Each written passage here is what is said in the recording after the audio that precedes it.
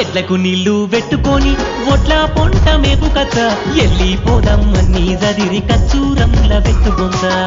పెట్టే భూమిని గుండెల నూరేళ్ళు దాచుకుంటా పంటను కాపుగాసి నిన్ను పానామూలే చూసుకుంటా మట్టి తోటి సుట్టారికం చెప్పాలేని అందములే మట్టిలో నగలిసేదాకా విడిపోని బంధంలే